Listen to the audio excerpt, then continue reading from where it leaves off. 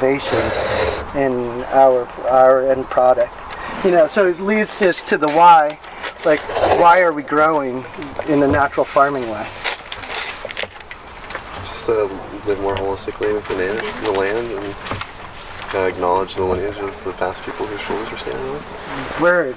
On the commercial aspect, what do you... I think it's to learn to utilize all the resources around you and minimize your input cost and maximize your production and quality based on taking advantage of what's around you in a sustainable manner.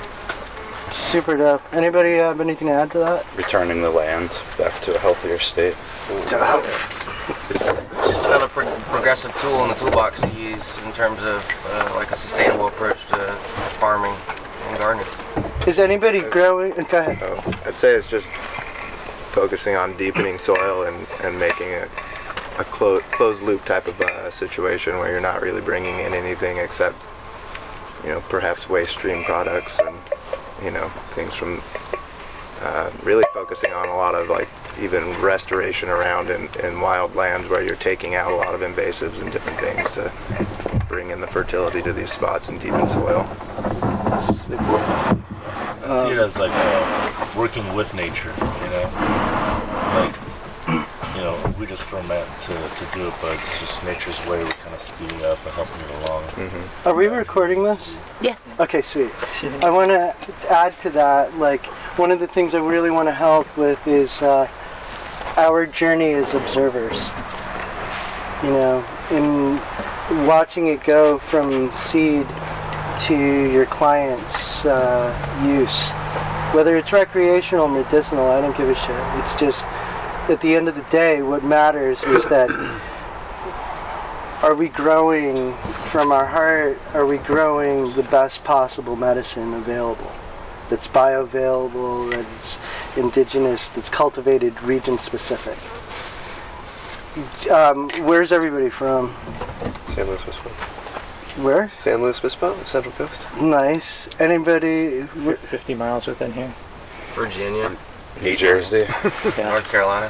Who's further than 50 miles away? He is. Where in Jersey are you? Like right on the ocean.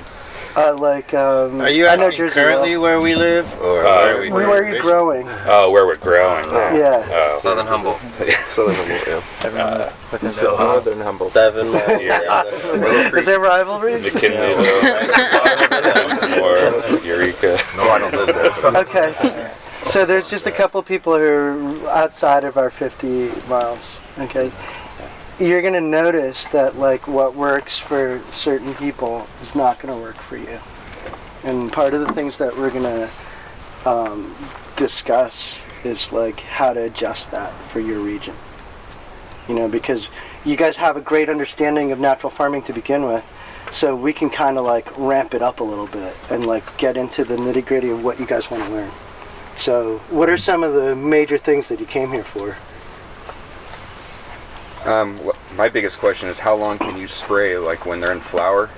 You know, I'm a little afraid to spray OHN and, you know, things onto the buds themselves. Is it going to mess with the hairs? Is it, you know, like how far can you go in? Because I actually switched over, now I'm doing soil drenches, but it's chewing up a lot of inputs.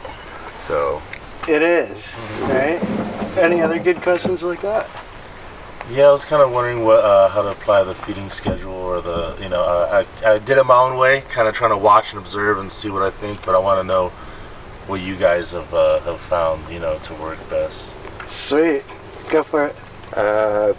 Kind of like perhaps tailoring IMOs and different things for different processes of either protection or like maybe fall cleanup versus spring growth, or, you know, if there's ways to kind of I don't know, either from different collections from different times of years, or different ways of collecting, or different areas for different uses.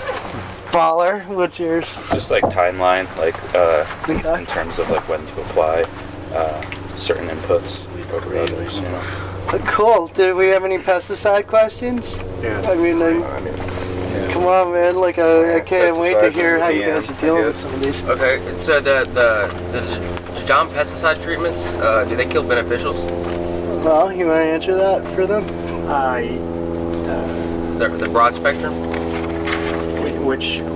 So there's a bunch of components. Actually, we will go through a whole IPM tomorrow. So if you guys saw kind of our little schedule there.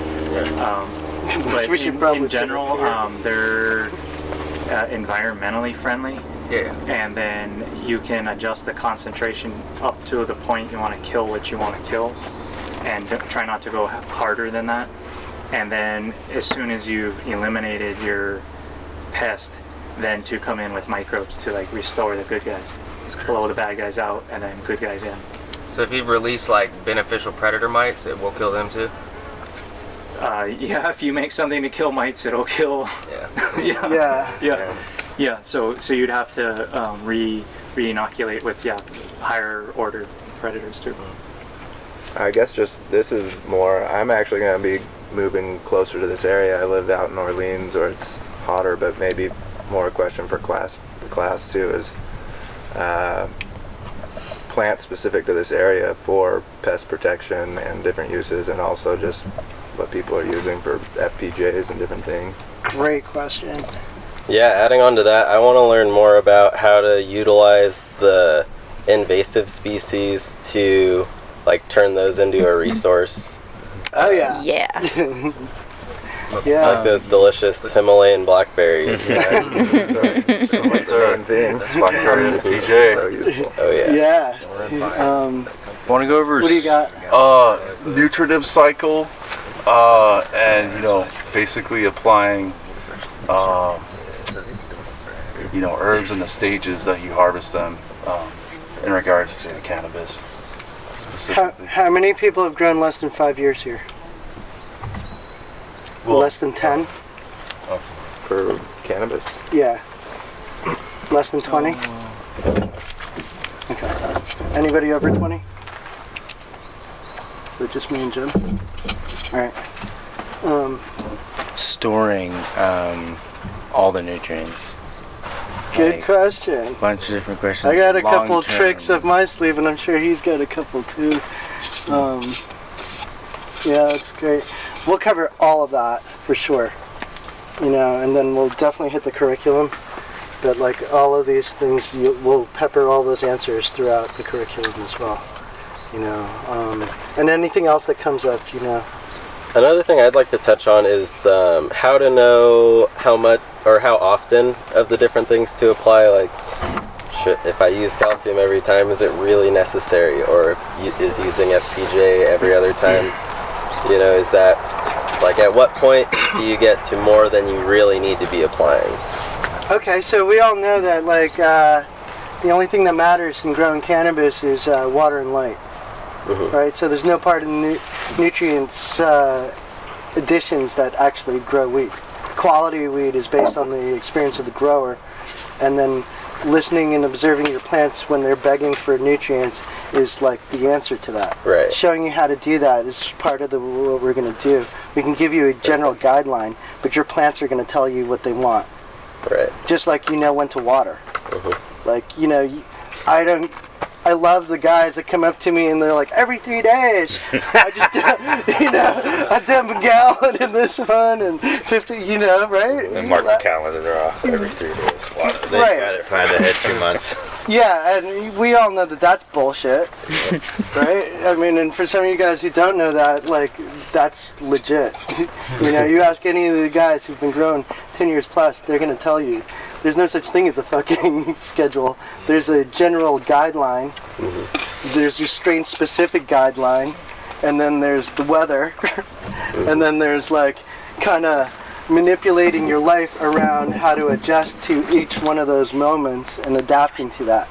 And that's what's so great about this whole concept of what we're doing here.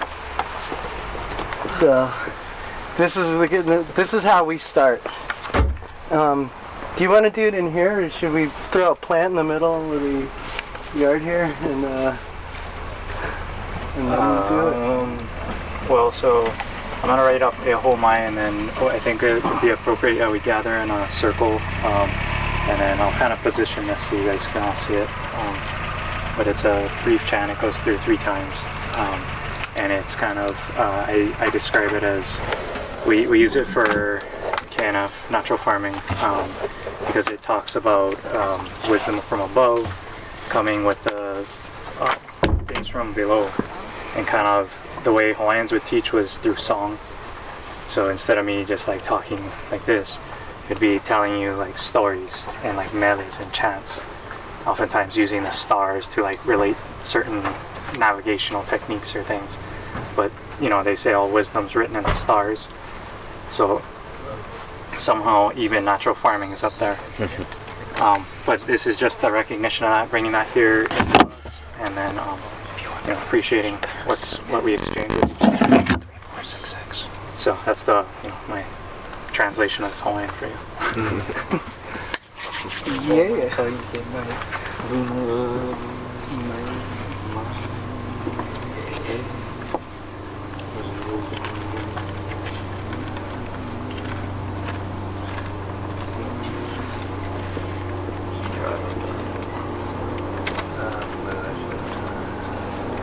Are we missing anybody? We're just missing David, right? Polly.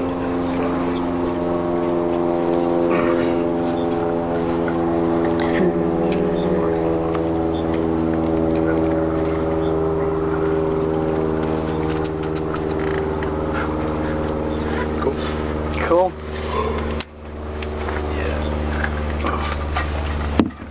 So let's make a circle. Let's gather. Do you want to put the plants in the middle? Yeah, we could put some plants in the middle. Hold on. We'll put the plants right in the middle, kind of make it a little more symbolic. People coming. I'll just kind of tuck this right here. Can everybody see that doesn't work? Over under. Wait, let's get these two. Jim, Polly, can you join us?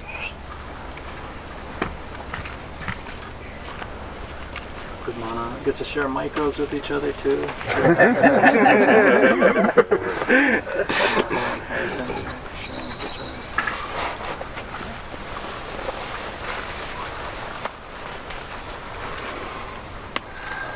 I like this guy. Come on in.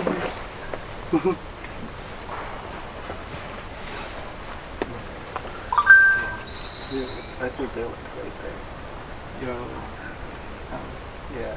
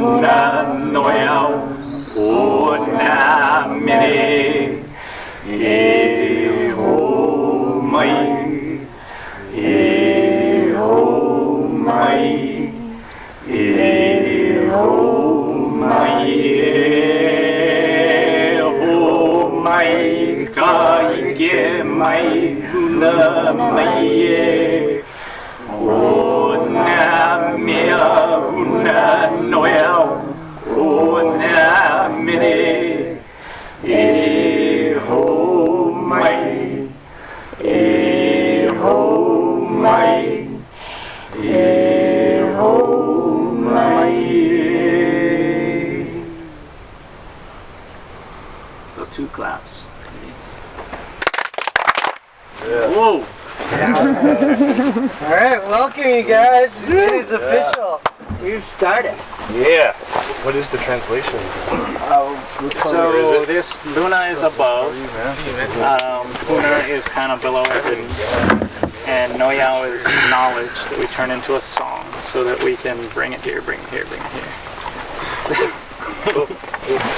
Yeah, it's a great calling to the ancestral energy too.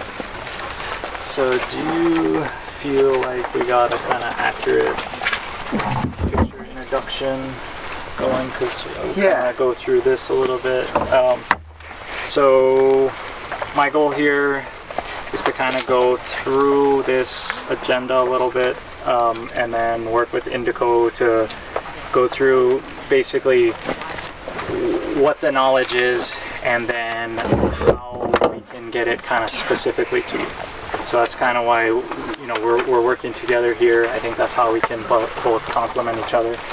I've been practicing KNF since about 2007, and it's completely like part of my being now. I drink LAB, shower in IMO, you know, drink FPJ all the time, and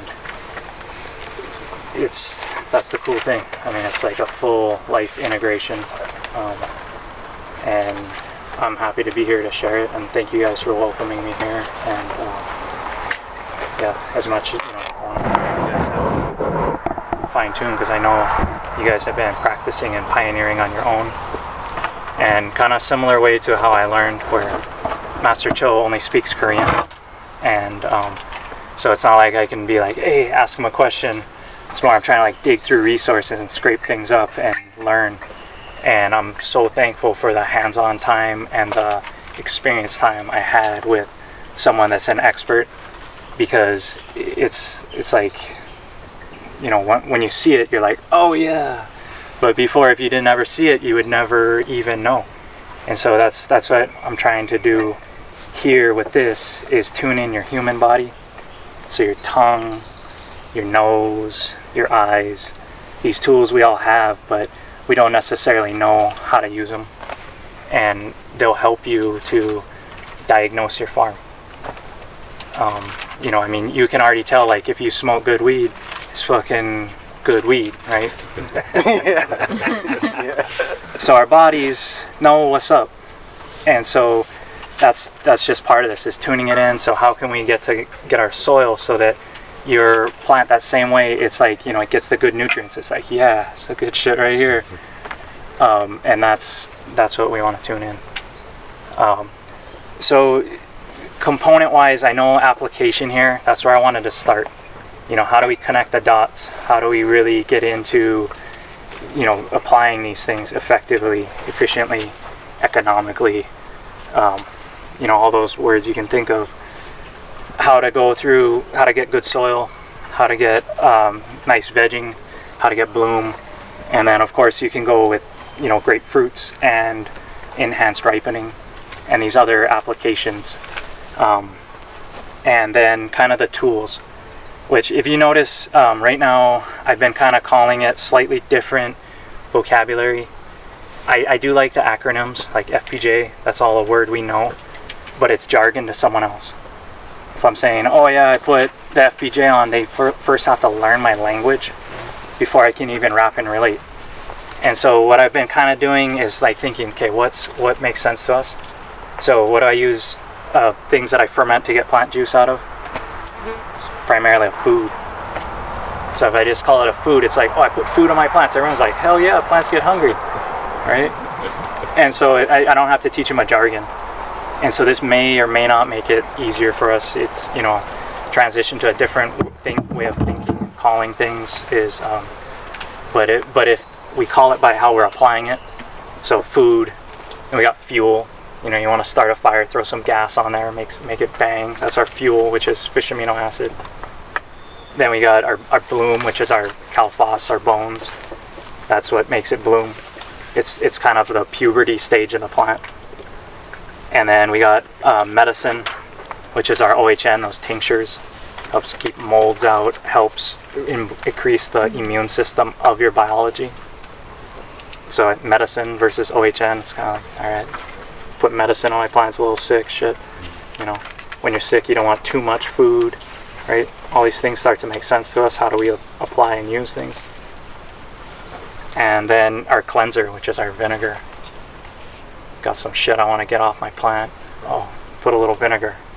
Makes a nice wax layer on your leaves so they're more resistant to bacteria. Has all kinds of benefits from vinegar and using a cleanser to clean things. Also helps flush the plant, helps it get ready to accept the new food, accept the medicine. So these slight changes to the vocabulary, the idea is to make it intuitive. Like, this is how we use it. Shit, I want to clean this bacteria off my plant. Bust out the cleanser, a little bit of medicine, boom. And helps us get into that mindset of like, how do we adjust this? And then I think if we do all this today, oh man, we're gonna be busy, and I want to really we may as well be making things while we're talking story. And so that's a full day here for sure. And then tomorrow kind of going IPM, a little bit of how, basically Jadam, he kind of solved that part of the equation, and also IMOs and how to make it so efficient and easy for your plants, but also, man, this whole land.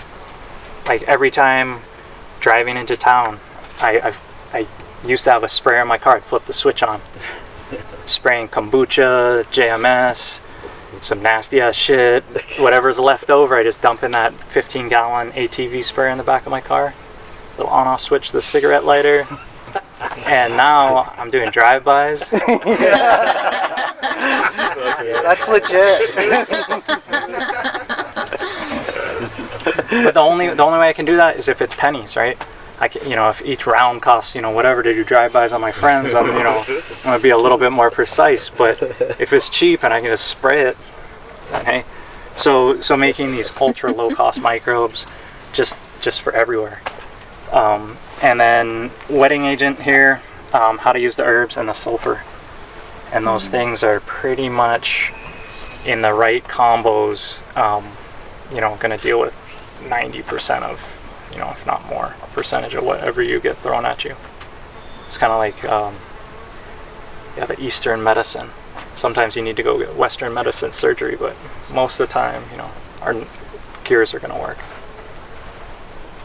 And then the last thing I threw down here is JLF, because I couldn't put this in either spot of this. I was like, it's not really a nutrient solution. It's definitely not IPM and stuff. And I was like, it's kind of nasty in its own category, but super useful.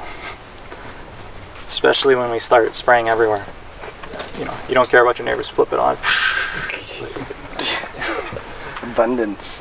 But this thing, when you ask about how do I turn invasive species into resources, if you're going to go and think, okay, I'm going to make FPJ from this invasive species, you're going to be spending your whole fortune on sugar to make that FPJ. You're going to have the best product on the market, but you're going to spend a fortune to get it because, they say garbage in, garbage out. It's like good stuff in, good stuff out. Yes. So that invasive is going to cost you just boku bucks.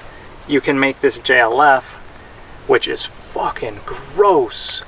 Yeah. But it takes that invasive and makes it into pure nutrients.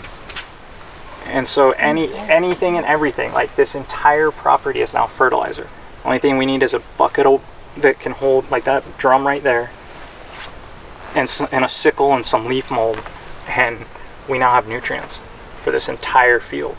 From just this, and this is just wilderness, right? And this is all fertility. So this is in its own category. It fits in however you see fit. But don't get it on your hand. Do not lick it or taste it.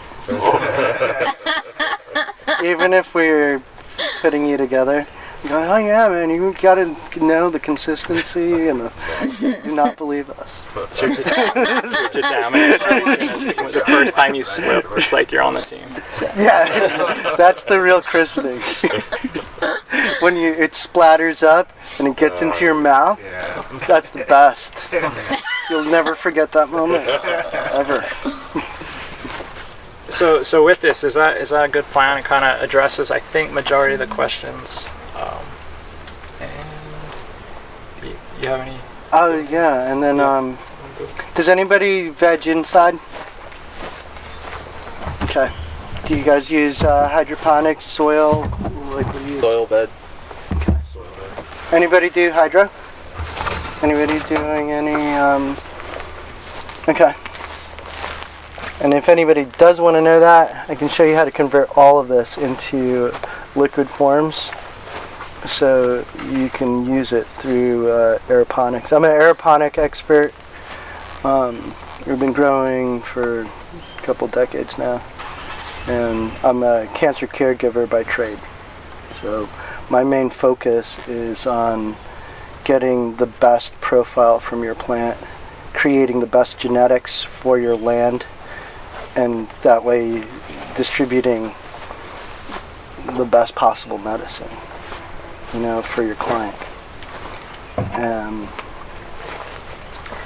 Creating soluble versions of these are really easy.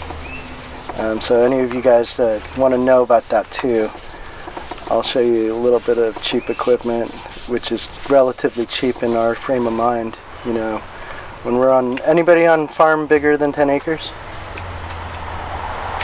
Nice. So then, yeah, your growing area. Yeah, you guys have a whole different set of math than the guys that are growing like under 100 plants. And even comparatively speaking to people who are growing for their own personal medicine. So that's 6 to 12, whatever the range is for your personal house use. You know, that's going to be a different set of math too. So, what do you want to start with? So I was going to start with our resources. Everyone got one of these handouts when we came in. Did you guys have a chance to kind of look through it to start? Where is mine? This might be yours. I just picked one up from the table. If that's okay. Oh, gotcha. Cool. So the first page is INA-Aid. This is JMS, microbe solution from Young Song Cho. I'm not even gonna bring it up. Yeah.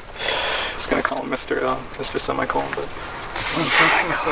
but so this is the easiest way to make microbes, get them on the land. And I think here it's like set it, forget it. You can't go wrong. It's what you do want to do. The key for this: hit it on the upswing. Get your microbes before they crash. After they crash, it becomes more of a fertilizer. You're putting dead bodies out on your land. But the idea here is to get workers on your land, get the indigenous microbes, get the guys that get your soil out there. So hit it on the way up. So it's earlier than later.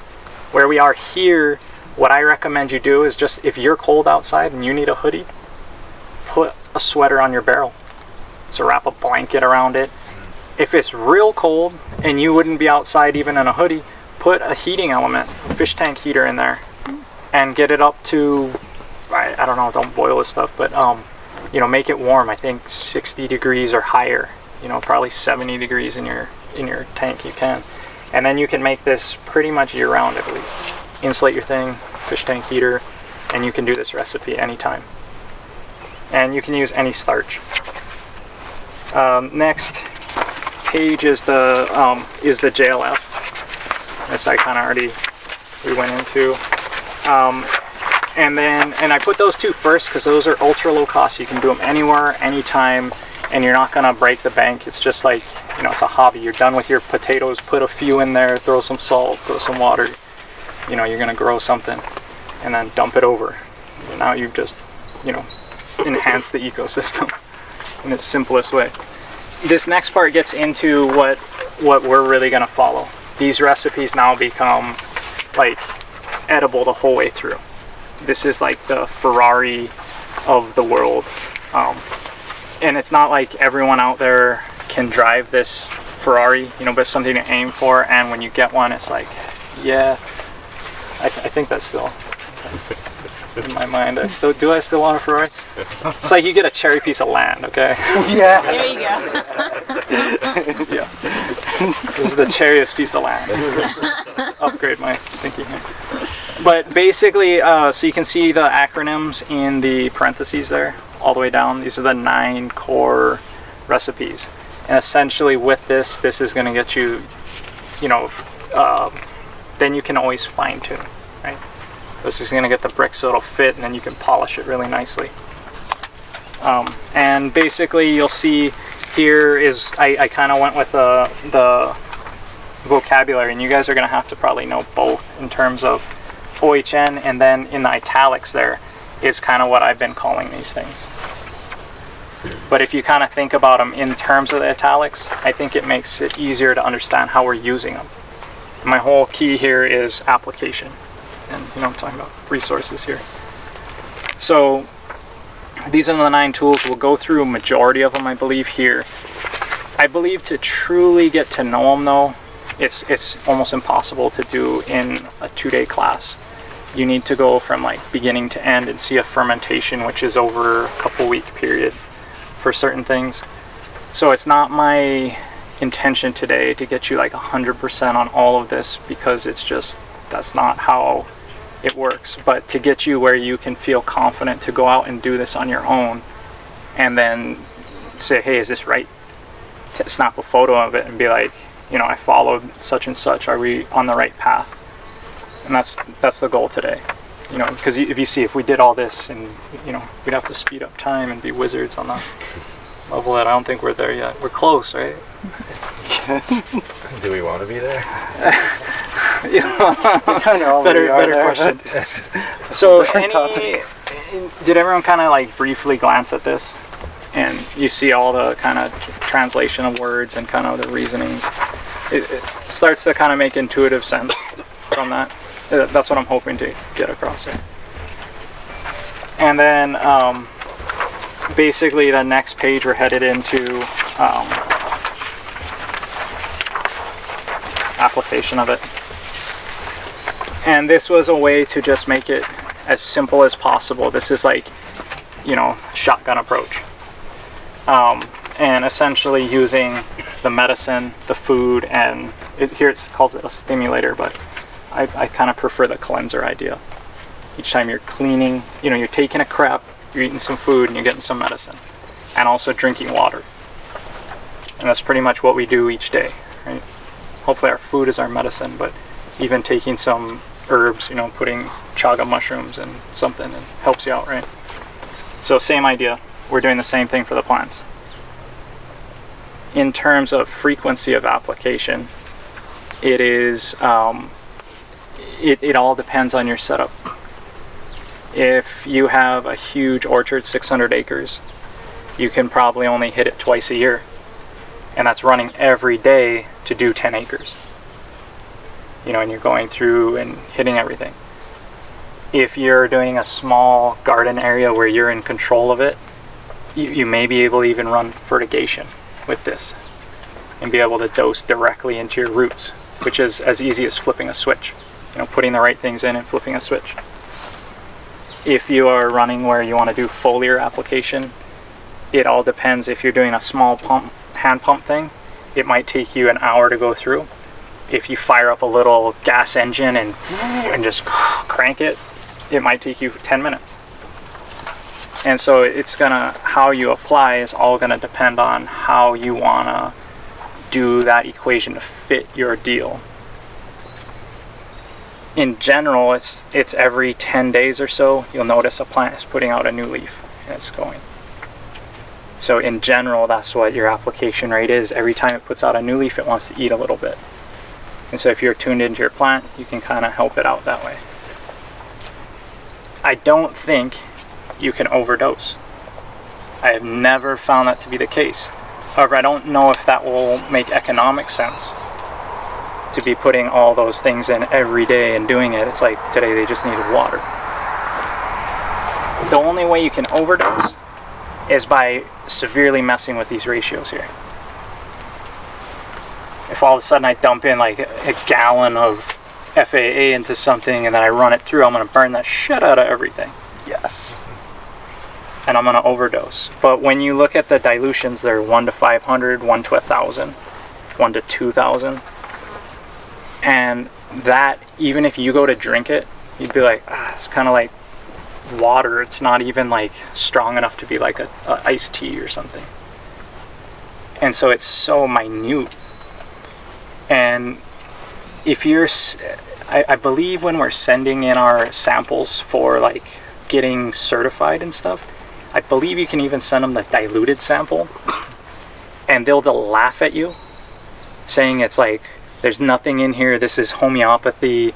Like, you know, it's that dilute.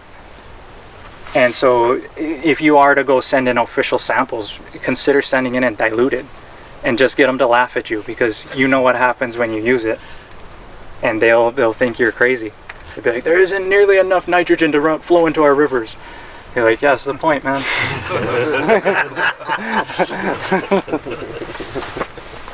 I love it. So this here is the basis, and then enhancements. Say I'm leafing, vegging, this enhancement. Say I'm getting ready to bloom, this enhancement. Say I'm getting ready to fruit, this enhancement. And it's just a slight modification of what you're doing. And there's way more detail on all this of how you can fine tune it. But this is just, chipped off the block. Now we understand. Got food, cleanser, medicine, always the baseline. And then we're going to enhance it for what we actually want our plant to do.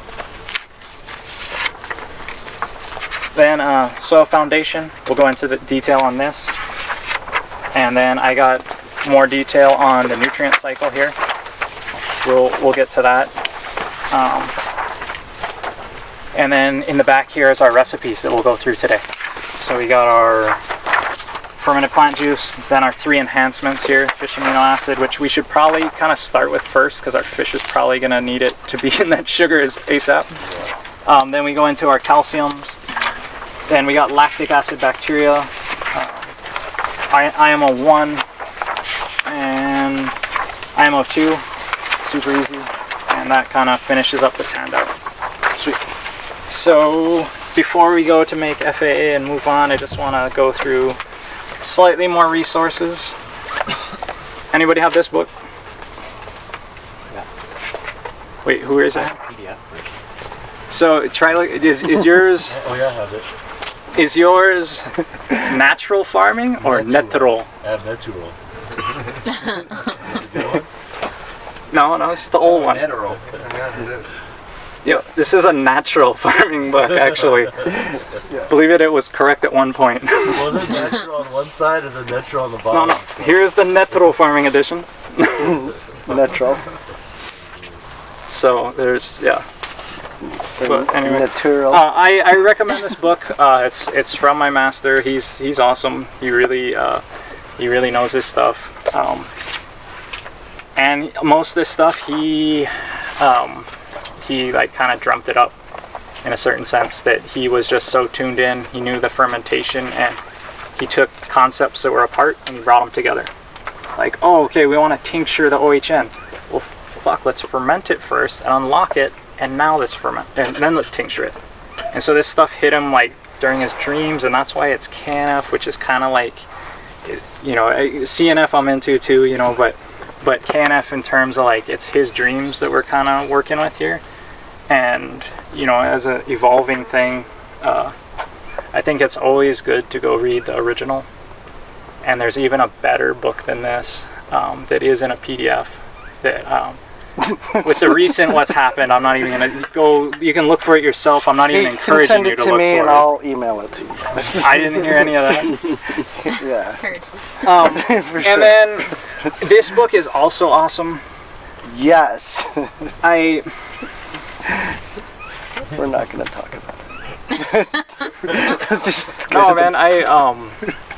It's translated by Ray Yoon, who's also a really awesome natural farmer. He's been spreading it for free in the Philippines.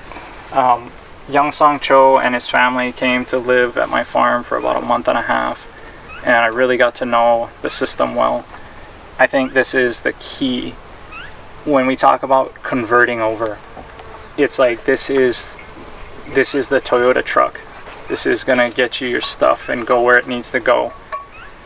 Even though we got the Ferrari, and hey, let's drive the Ferrari, but really ultimately we need to get this into mass production and get everybody the resources they need so that we can bioremediate the world.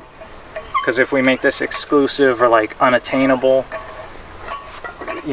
every day they're logging more, which is our whole mycelial network.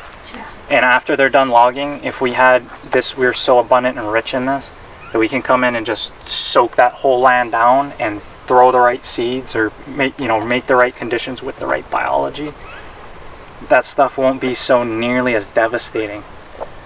And I believe this is the key, because this is pennies. When you talk to them, it's all about the cheapest shit they can possibly get. And if you can say, hey, look, you can come in and bioremediate, and then all your runoff from your chain oil or whatever your machine operating that's poisoning the land, which is probably pretty easy to document, say, look, we got this solution that costs 10 cents, and you just blow it from a fire truck out once you're done, and in a week we can't even tell you've been here. Fuck, now our environment's coming back to life, and we can still use the trees, what they provide for our modern society, but we're no longer like, it's like cutting our leg off. It's like we're now just like biting our nails, and that's cool. But I do support this in a sense of like, man, it's our key knowledge, and practicing it is the way. So in terms of resources, these books I really recommend. You got some of my handouts. Those I'm continuing to evolve. I sell it as an ebook on my website, which is naturalfarminghawaii.net. Is most people familiar with that? Put videos, everything there. It's kind of like my blog contribution. And you guys checked out Chris Trump's YouTubes? Yeah. He basically put it all into one package, and that's been a huge boost to natural farming. Everybody's tuning in, and we're coming out with a cannabis natural farming in the works right now. So we're going to gear everything that we do for cannabis specifically. I was saying this last night. You can grow a tomato, but you might not necessarily be able to grow cannabis. But if you can grow cannabis, I bet you my balls that you can grow a tomato plant. You know? I think the tomato's harder. Sometimes. I think the tomato's harder. So an interesting thing, when we were in Korea, Jeff Merriman asked about, a tomato plant, kind of thinking, okay, it's like an analog to cannabis. So I'll ask Master Cho about a tomato, and then he'll tell me how to grow the cannabis, like via roundabout.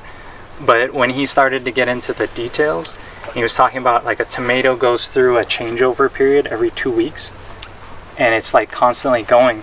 And where a tomato is constantly throwing out fruit, right? It's flowering, it's fruiting, it's flowering, it's growing, it's doing all that at once.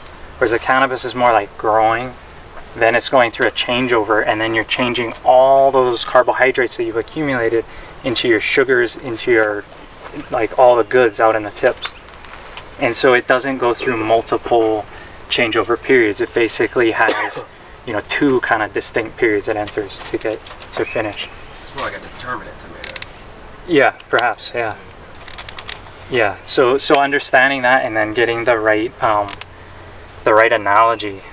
Right. And one last thing I wanted to say, resources-wise, I've been running the Korean Natural Farming Facebook group for like a couple years now, and it's amazing.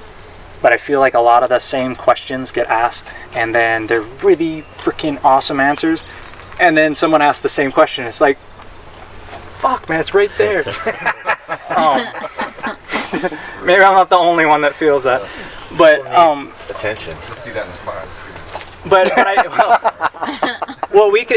We could actually use this for class, and this would be a cool thing too. I don't know, it would help this to flush out, but the idea with KNF support is that it's a question and answer platform. So a question's answered or is asked, then you can add comments to that and say, like, ask them to refine their question. Then you can actually put an answer, and then they can comment on your answer, so you can kind of refine your answer, and then multiple people can answer. And say this fourth guy that answers is really good, you can then go and click helpful, and now all of a sudden it goes up to where it's going up. And so now our best answer starts to come closer to the top to where the question was asked, and this enables everybody to weigh in, but then helps our answers go and pull up and go to the right spaces, and then and multiple people can weigh in too. So instead of a discussion where it's like good answer here and then a couple people saying whatever the hell drama, what the fuck, and then now here's another good answer. That shit, like now I gotta read that shit. I gotta read all that middle drama. Like shit, man. But and if I like the hell out of that thing, it still just doesn't pop to the top. It just says, oh, 15 hearts on this. And I'm like, yeah, I know, but I want that shit to be. So that's why through my trying to support and trying to find so that we can all answer and we can find quality answers. That's what this is about. And if you want to check it out and be a contributor there, even people answer questions and you can either even gain little reputation, which I hope that helps us to. So it's not like someone who's just been practicing for a day comes in and starts telling us what's up. It's actually, and I appreciate that, but I want to also in the Facebook group, it's who knows who's answering. So those types of things are what I was trying to add to be a resource. I'm thinking, okay, as this is growing, how can we all help each other? The app. Oh yeah. Why not? I'll pitch it now. Yeah. Exactly. Application of this. I also was frustrated with this problem, and I studied computer science in school, so I figured, hell, why not just write an app for this? I tried to write an app for everything, but it still doesn't do what I needed to do quite yet. So there's going to be a cannabis natural farming app that's going to come out that mirrors this, but it's going to adjust to our cycles, our areas, our soils, maybe even elevation and temperatures. Cool if you took that even further to specific strains at some time. It would be cool if we could throw in some freaking strain data too. The coolest thing about apps is I can push updates. So I can start with something that's core and then expand it. Like this one now has a whole bunch of handout information into it, which wasn't there when I first launched it. And also the recipes have been tuned since this, because I went to Korea and really got this thing fine-tuned, so it's more accurate than it was when I first launched it. But it's super simple. It's $3.99. I know it's way overpriced for what it is, but I'm like, shit, I gotta make some Skrilla somewhere. Somebody's gotta stack the Benjamins. Yeah. I was thinking of a meme. It's like a natural farmer throwing up all their money.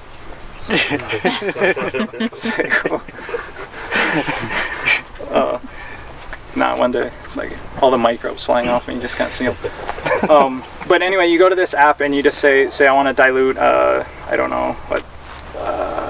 40 gallons in that guy there. Push 40, hit done. Done doesn't do anything, but calculate does. And it now tells me all the milliliters I need, and it's sorted by soil, seed, leaf, flower, fruit, and harvest. And so now it gave me a readout of everything to any volume I want to make. And main reason I wrote this is because you know how many times I've looked up that page of just that chart in that book, and it's just I know it's 20 and 40 per 5 gallons, but any other time I'm doing any other volume, I'm like, what the fuck do I add? So trying to make life as simple as possible for all of us. What's the name of that app? It's called KNF Solutions. It's working. Yeah. Yeah.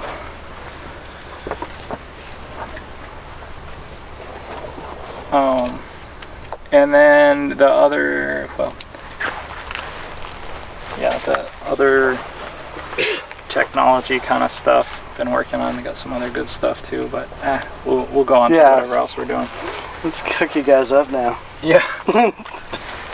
Let's get that fish in the deal. So. So why do we start with fish? FAA. It takes the longest. Yeah. How long does it take? 6 months to a year. How long does it take? A year. There you go. I thought it was 6 months was good. So you'll if you look in the book, you'll see it says it's 2 weeks. As soon as you get liquid coming off, it's usable. However, it's just like a fine whiskey. You're gonna, if you use it then, it'll work, but it won't be nearly as potent as once you're a year in. Now you're in the sweet spot. Now you're in I'd cook with that kind of stuff. about 2 weeks in, it's like it still has a fishy smell to it. But it's liquid and it's usable. However, it's not, like the longer you wait. So don't let it prevent you for like a long time, but just know like, fuck, get a big batch going now because it's a ways off kind of thing. And I heard you can get free fish down. Oh yeah. Yeah, you guys are hooked up. It's crab season. So I went down there right at crab season and no one had anything. I had to buy it. Oh, the bait. They're selling for bait. Yeah. Yeah. So what do you think that does to your dilutions? Changes. Yeah. It's stronger with time, right? So right. So Start a couple that plan to use like 6 months out, and then have another one ready for the year point. So bang. get that sweet spot. And that's when you're going to start adjusting your dilution ratios. So like, Since he brought up crab season, you probably could do it with crab too, right? oh yeah. Crab, you'd probably want to go more with it's like a chitosan kind of thing. Chitin. Yeah, chitin. So what I recommend, if you have crab shell as a resource, take the crab shell, maybe toast it if you want, but better yet, mix it with just white vinegar, just to moisten it, and then bury that in a ring around if you bury it around fruit trees, you will have some of the biggest banging fruit. And you bury it way out in the drip line right around. And you could probably, I don't know about putting this in like a grow bag, but as like a top dress type of thing coming down around the edge. And what that vinegar does is it starts to break it down, and it's not enough to fully dissolve it, but it's enough to kind of start that process and kickstart it. So then you can get all that chitin in, which chitin is fucking bombing in plants. So if you were to do that around rings of trees, you put like an inch of dried shell around. How much do you think? How heavy would you put it on? In your poorest case, like say I only have a little bit, and I want to hook this tree up right here. I'll dig a hole right here and bury some. Dig a hole right here. Okay. Bury some. Dig a hole right here. Bury some. Say I got a whole shitload of it. Put it around in a ring out here, and better yet, even put little wood chips and other little biochar with it around here. Yeah. And now this tree, because all of its roots are right out here. Yeah. This is where its feeder roots are. So if I feed it in this zone, it's going to reach out and it's just going to crank right here. I've heard often that it's a good idea to bury it above in elevation, as natural rainfall on the drip line brings it down. Towards it. Yeah. So yeah, that's how to make that into a resource for sure. Any waste product you have like that, at a minimum, you can always make JLF. It's the nastiest shit around, but it's like, shit, I got this resource, otherwise it's gonna go in the landfill. Let's make it. Yeah. It's in that blue barrel or something. Oh, that is it? Yeah, perfect. So gross. Check it out. I can't wait till you guys taste it. All right, FAA. So is everyone kind of cool with an overview of what we're working with, how we're going to use things, how we're going to apply them? Because we can get into like the milliliters and that kind of stuff. And really, it's the app will do it for you, but I think it's worth knowing the theory of how those numbers are. It's not just like magic, and that is what enables you guys to tune in and to say, hey, well, I know it's doing this function. I want to increase this or decrease that, and so. That's the whole key to it, right? So let's, you guys want to flip to your FAA page and we'll go over it just briefly and then we'll go bang it out. Here, let me just... It's alright. Where is the FAA? We got to talk with Jim here and see. You want a copy? I'm sorry? You want a copy? No, the FAA. Where's over there? Oh, good. Yeah. So let's take this shot on the road. Yeah. Maybe go draw. Ooh, I got that eraser thing. So this recipe is probably one of the more simple ones. Like we said, it takes time, and if you go cheap on it, you will smell it. So it all depends on your situation. If you Maggots in it are fine. They're just, you know, it's harder to convince your friends to sample it when there's maggots. Oh, you'd be surprised when I'm able to get Make sure that's the ones you send us. Save those ones when the politicians visit. Yeah. But the general idea is just a bucket of some sort. Your vessel is going to be whatever. I don't really recommend going bigger than like a 55-gallon drum. Just, you know, maybe even a 200-pound or 200-gallon tote is going to be pretty gnarly just because it's harder to get in and all that and drain off. And but 55-gallon totes, awesome. I often use a 5-gallon Waterman jug just like that right there.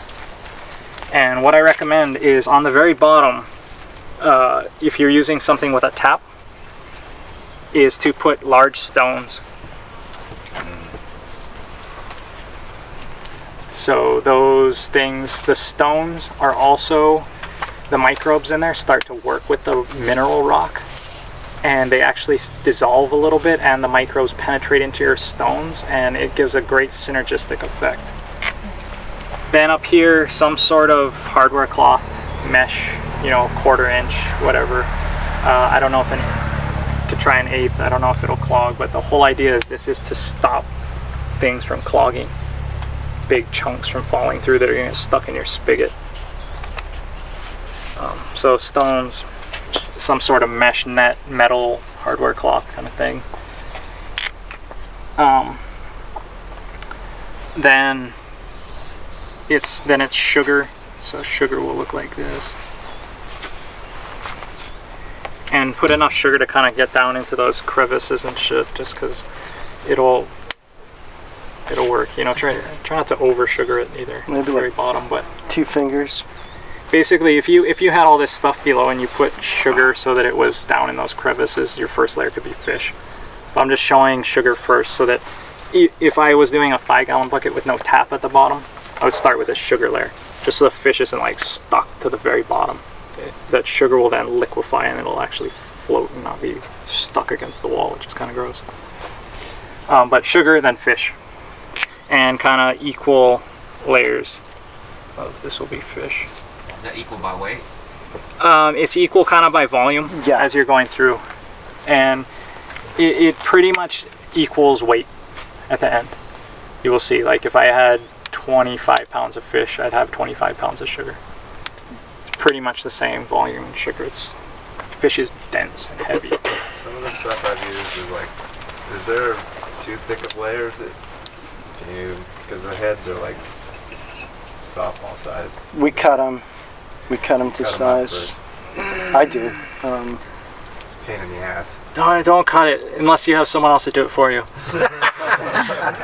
We cut them we cut them down to so that the layers are stackable. So we'll split fish heads because we get a lot of Ono and big heads. Yeah. So like I'll just throw them on this special chop saw that I have, and I'll just That must look pretty. I don't really give a shit. Like, I just know what it's doing, and then everything I clean off goes in the barrel too. Yeah, I considered smashing them, but. Yeah, I see. I'll show you my archaic way when we talk about smashing things. I've seen people chop with all day with a machete, and it's, you know, it comes out the same as I just didn't do shit. I just put it in a damn bucket and layered. That's what I did too. I was wondering. But you mentioned fish heads.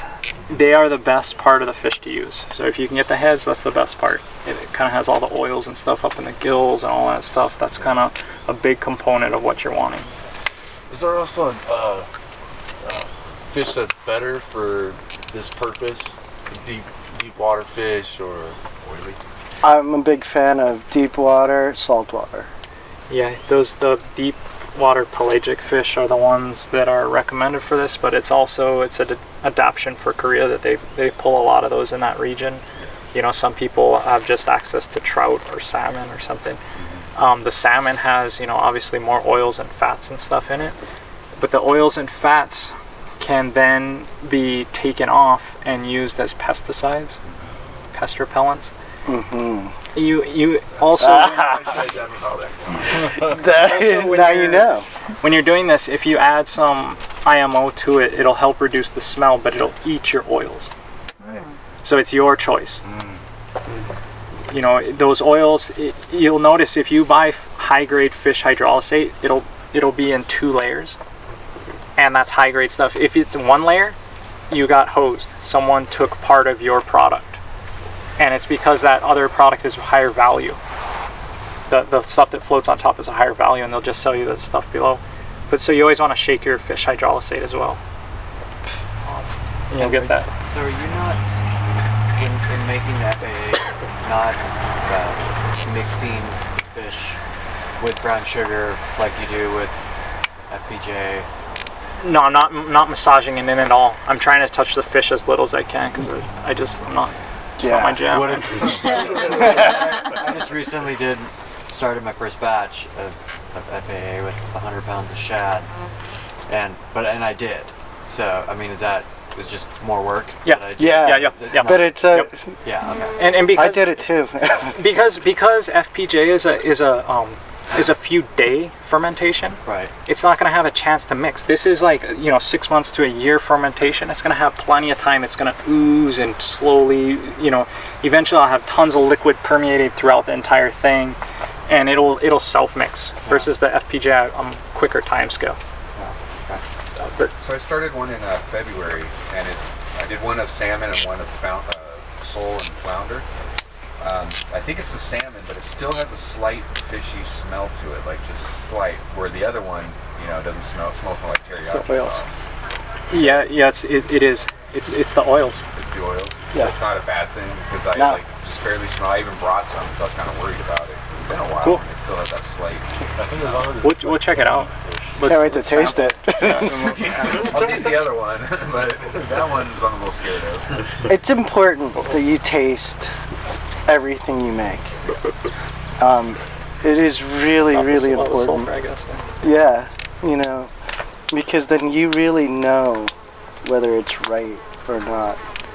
So if it goes too long and you need to aerate it to create more of a dilution to mix the oils and the substrate together, then then you've got a better product than if one by one. Yeah, because I tasted the one at Drake's, it tasted like a sweet teriyaki sauce. Yeah, I could drink that. That was How good. necessary is it to taste it? I just became, last week, highly allergic to salmon. Oh. I'm so bummed. Everybody tastes it. Yeah. Yeah, Allergic exactly. to it. No. Obviously, Get your taste it and get your EpiPen. Come on. the LA bees aren't going to save you, bro. Those are so expensive now. So how do you dilute I have some of that fat laying around. How do you dilute that to make a pesticidal spray, or is it more of like a deterrent spray? Yeah. Is it a stink? It stink, and it helps with whitefly kind of stuff. It helps repel those guys. You just take a turkey baster and squeeze it off the top or something, or? Yeah, syringe, some sort of, yep. Yeah, any kind of separator that Grab you that, and then you probably want to mix that with the wetting agent, and then try to emulsify it, and then get it out. Okay. So. Just like a ratio that's. It's pretty dilute. It's like 1 to 1,000 probably. It's because it all depends. You're gonna have to spot and see for different pests and how bad. But and it is a preventative thing. Yeah. And I guess one other question: is there a time to use the AA that doesn't have the fat in it versus the ones that have, say you made 2 varieties? Would one be better to use at certain periods than others, or if it doesn't have the fat versus having the fat?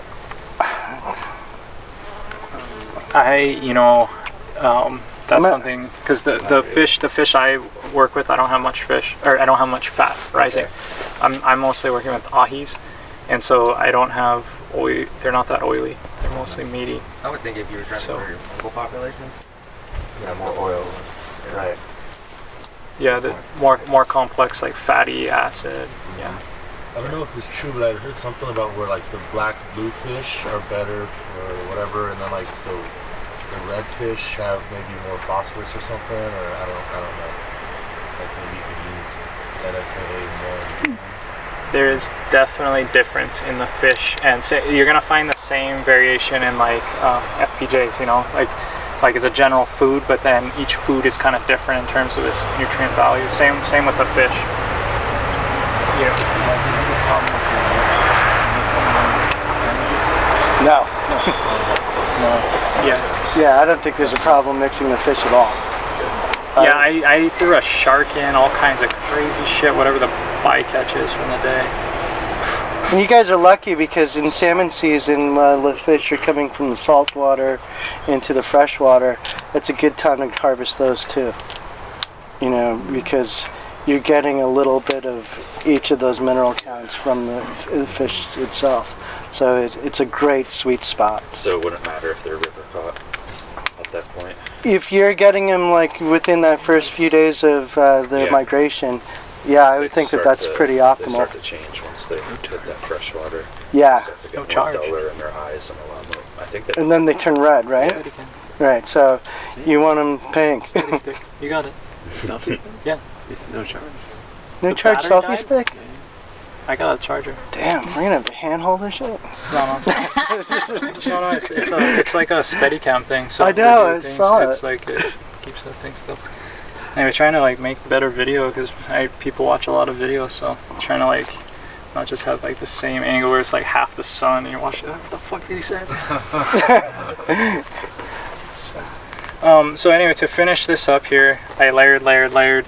Obviously here I didn't draw very many layers. It's up to you. I'd usually go about 2 inches or so, just so that way it's not too far between fish and sugar. 2/3 is the magic ratio. Almost everything in KNF we're working with is 2/3 if it's breathing oxygen and air. And then this here is another big ass stone, because if any fish shit starts floating above the liquid that comes out, it may stink. So throw a fat rock on it just to bring it back under the liquid. That's plan number 1, because that might smell if it comes up. If you submerge everything and it still smells a little bit, like not like fishy smell, like oh there's you're near a raw fish market, like has a distinct fish smell, but like fuck there's a dead animal over here smell. In that case, fuck the dead animal. That's putrefaction. That's your nose telling you there's bad shit happening in here. And so you gotta realize that, and the way to change it is by changing the environment, giving this system more sugar. And so I love this analogy. It couldn't have been better for us. Han Solo and carbonite. What you're doing, the sugar is carbon, right? Carbon, hydrogen, oxygen.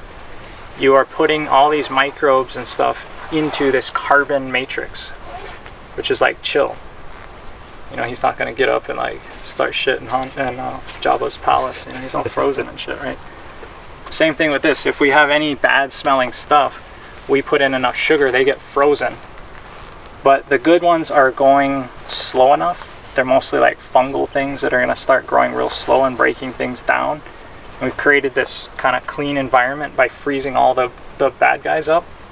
Even though Han, it's good or bad, I don't know. Which side of the force are you on? But putting enough sugar in there ties the bad guys up. The good guys go to work. And this is why it's a 6-month fermentation. I've retarded the fermentation with sugar so much to get these slow guys to go that it's going to take them 6 months to break it down. However, the osmotic pressure will bring out liquid right away.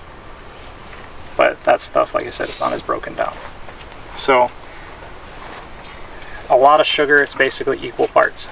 And if it ever stinks, dead, more sugar.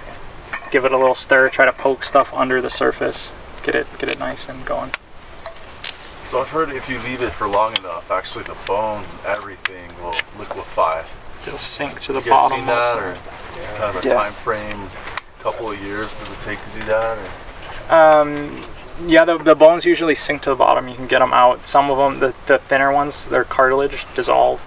That's good. But yeah, you can leave this for a really, really long time. I don't ever reload my buckets, but I'll just pour a lot off, and then I'll set it back for another month or so, and a shitload more will come out of the thing. And I'll pour more of that off. and just kind of have temporary jars for storage. But leave my, this guy, and I just leave it in the shade. It's under a table. Those second pulls, do you think those have a different concentration as far as dilution rate is concerned? Is it like more potent? Yeah. The longer it goes, the more potent it's going to get. Yeah. So that second pull would be a little different. Yeah, and I'm not like adding water or diluting it anymore. Yeah. I'm just continually pulling off, so it's getting more potent. Gotcha. Yeah. Yeah. So it is breaking down. When you started, last time I made out of black sea bass. And, the 2-inch layers, everything. I stopped at, I had to put a weight down because it had popped up. The fish had popped up. But when it was all done, or I thought I was done at 6 months, there was like 3-4 inches of solid sugar at the bottom. That's normal. Did I put too much sugar? Should I maybe be using succinate instead of brown sugar? So in that case, if you're getting sugar on the bottom, you're over sugaring it, and probably it should have been stirred. The stirring part gets hard when then you have this at the bottom.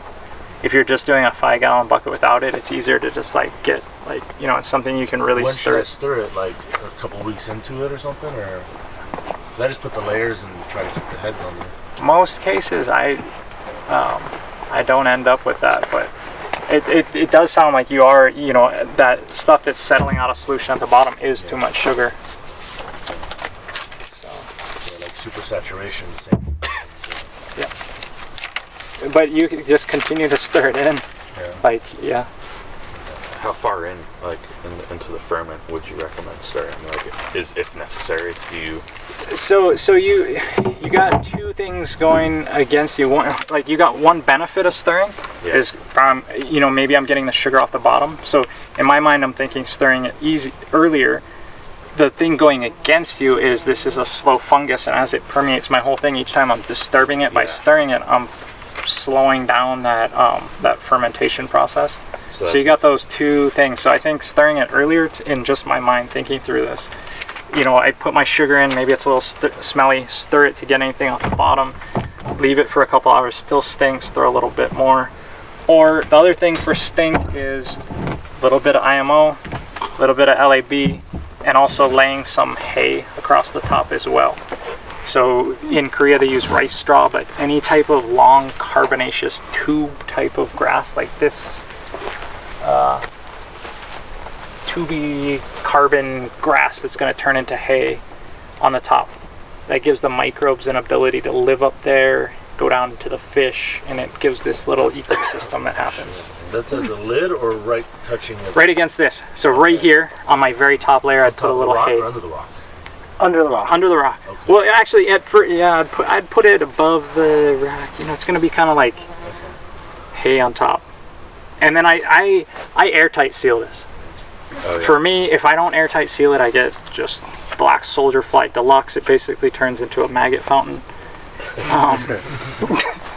But when I see it in Korea, it's a big tub, that big, and they just have a stick under and the lid on top of it. So it's an aerobic process, and then you'll get this really nice white not spider webs, but like cotton candy right on it, like cotton balls almost right on the thing, growing on the very surface. And it kind of can get thick, and it's a little nubby, and that'll grow, and that's totally cool. Do you add the hay and the IMO and lab just right when you start to ferment? Or Yeah. Just on top? Yeah. And the idea is just so the microbes that are right here kind of live in this hay a little bit and go down to the fish, and it gives them that carbon, right? It's all about carbon-nitrogen ratios. Pure nitrogen, give them a little carbon, now they can create an ecosystem. How much LAB would you use? For a 5-gallon bucket, I'd put a 20 ounces or so, a shot. Yeah. For 55-gallon drum, he meant milliliters. Okay. Oh, fuck yeah.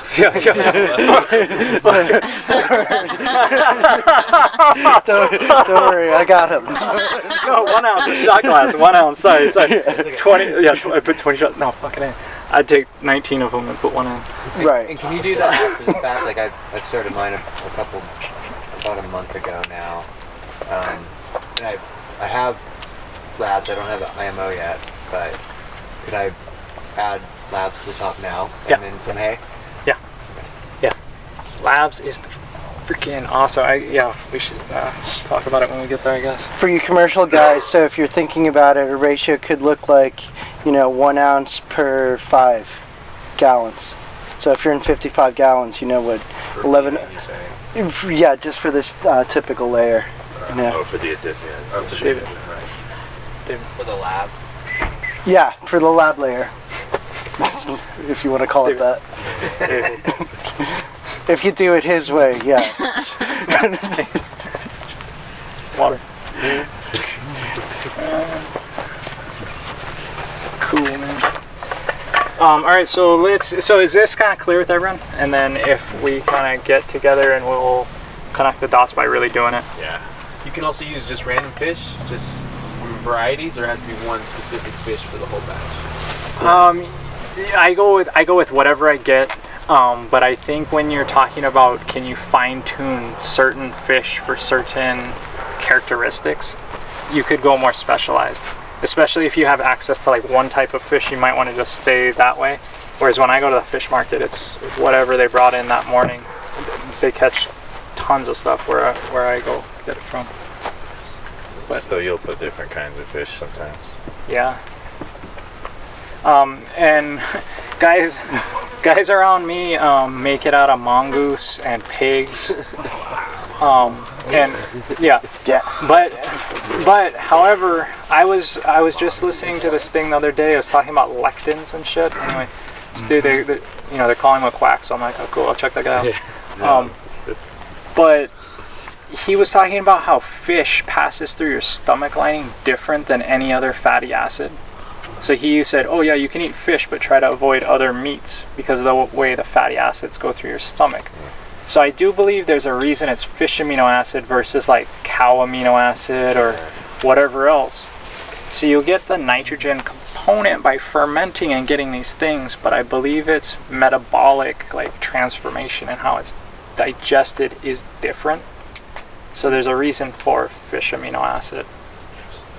But we use blood meal, bone meal, all those types of things, and this, why not ferment? This is essentially blood meal, bone meal. Yeah. If you made it from like a deer, or I don't know what kind of animals you have around here. Gophers. Gophers. Shit, yeah. Raccoons. There you go. Wood rats. Yeah. Wood rats. You're gonna have roadkill amino acid. Roadkill amino acid. That's not how that goes. Who knows what this is? Say you had like trichoderma blooming like on the top where that white mycelium was. What would be the best practice to get rid of that? Cap it with sugar again or stir it? No. So if you are having trichoderma type stuff show up, LAB is your friend. Just throw LAB in. LAB is it's. Sweet. And what does that look like? It's green, blue-green. Okay. Definitely see that. Yeah, and you will get a little tie-dye-ish stuff at the top, but my friend went and chemically analyzed when he was making high-quality this recipe, and at the lab, it was cleaner than his kitchen sink. The amount of lactic acid bacteria that naturally resides in there is so proportional, and it, same like in siling, it preserves it. So the LAB is in there and it keeps this stuff clean. Yeah. So that's why it has great shelf life too. It's the lactic acid bacteria in there naturally. I've had labs where I extended it with more brown sugar, like the activated labs that had contaminants on top, but I just let it keep going, and the lab just outcompeted everything in there.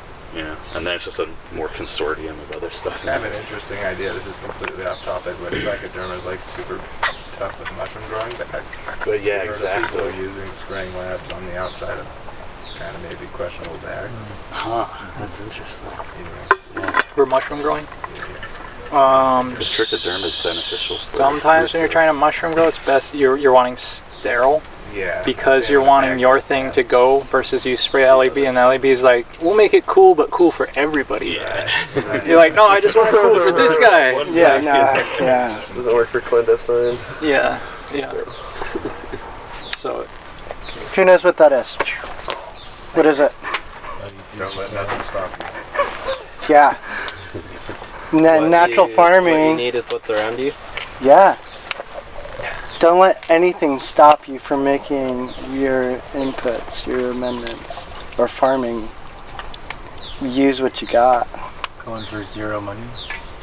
So if you have a variety of fish that came to you, man, and Magic Fish Man showed up with 55-gallon drum, use it. Use whatever you can. You will eventually get to where you want to be. But in the meantime, always follow Rule 0. What if you have a lot of leftover fish? I fish a lot, and when the season's right. What if you have leftover fish that you didn't eat that's in your freezer? Can you use that for a ferment? Or? Yeah, do this fish amino acid, and if you're getting it periodically, you can just put a layer of fish, put a layer of sugar, and you can build it slowly over time. It's best if you can get to this 2/3, before you're putting it away for your 6 months, kind of letting it go. But you can build that over time. Okay. How much time? A long time. Like a month or two. I mean, I don't know how much fish you eat, but or if he's catching a whole bunch. Yeah, I mean, you guys are all neighbors. Yeah, it is the most valuable to us. Is the FAA? Yeah. This is basically what sets the precedent for our growth. Right. Next. So let's do it. If everyone's confident here, let's get it going. Yeah.